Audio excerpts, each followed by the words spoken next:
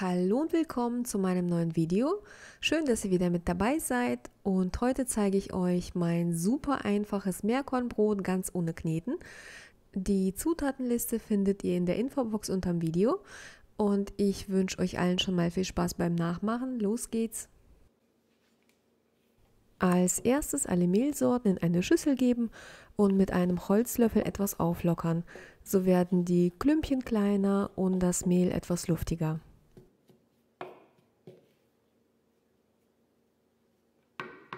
Dann 16 Gramm Salz hinzufügen.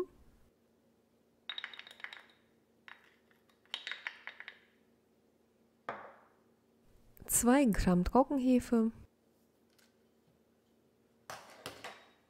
15 Gramm Leinsamen, 20 Gramm Sesam und 30 Gramm Sonnenblumenkerne.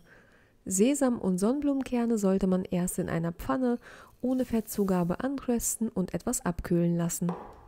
Die Zutaten gut verrühren und ganz kurz beiseite stellen.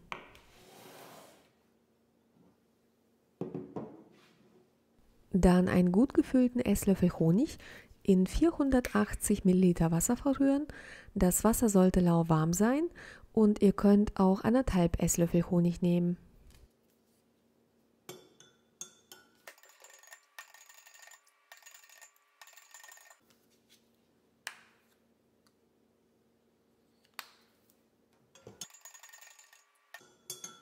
Das Honigwasser zum Mehl geben, alles vermischen und den Teig zugedeckt 12 bis 18 Stunden im Kühlschrank gehen lassen. Mein Teig war 18 Stunden im Kühlschrank, das hat sich aber so ergeben. Ich habe ihn am Abend angesetzt und erst am nächsten Tag nach der Arbeit weiterverarbeitet.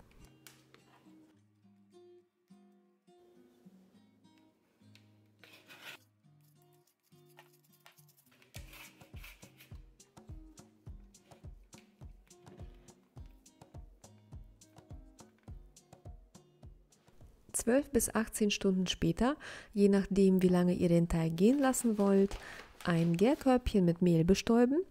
Falls ihr keins habt, ist es überhaupt kein Problem, dann könnt ihr einfach eine Schüssel mit einem Geschirrtuch auslegen und das Geschirrtuch dann mit Mehl bestäuben. Das würde dann quasi das Gärkörbchen ersetzen. Den Teig auf eine bemehlte Arbeitsfläche geben und erst von oben und unten und dann von rechts und links einschlagen, aber bitte nicht kneten.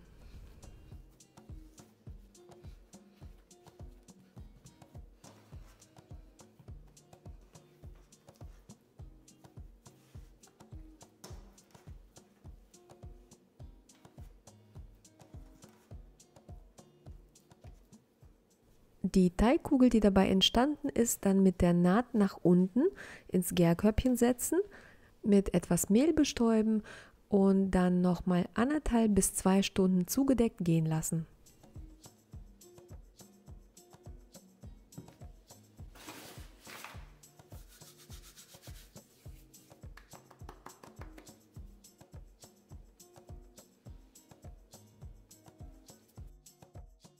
Sobald die Wartezeit vorbei ist, mache ich immer Folgendes.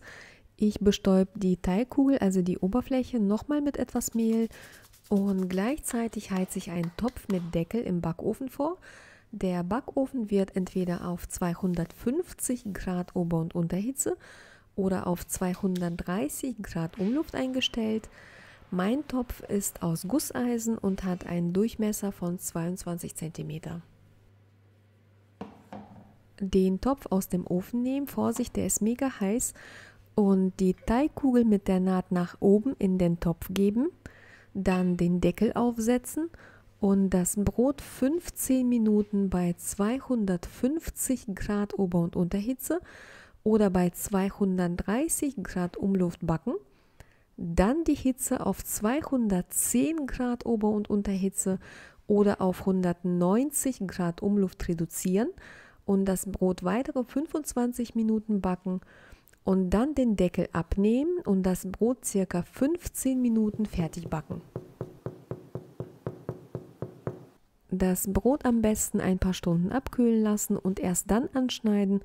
Meins war noch nicht ganz kalt, aber es war schon 21 Uhr und ich wollte es unbedingt noch bei Tageslicht für euch anschneiden und euch zeigen, wie es geworden ist.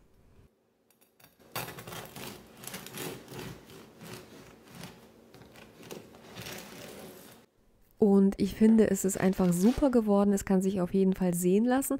Es war super saftig, ganz, ganz lecker und sehr aromatisch. Und euch ist wahrscheinlich aufgefallen, dass ich ohne Backpapier gebacken habe. Aber bei meinem Topf ist es auch überhaupt kein Problem. Also falls nötig, nehmt noch etwas Backpapier. In meiner Sammlung gibt es noch andere sehr gute Brotrezepte und die werde ich euch in der Infobox unterm Video verlinken. Und dieses hier kann ich auch nur weiterempfehlen. Es ist auf jeden Fall nachbackenswert. Ich hoffe, es hat euch gefallen. Ich bin auf euer Feedback gespannt. Vielen Dank fürs Einschalten. Vielen Dank für die Likes und für die Kommentare. Ich wünsche euch allen noch einen wunderschönen Sonntag und bleibt alle schön gesund. Und bis zum nächsten Mal. Tschüss!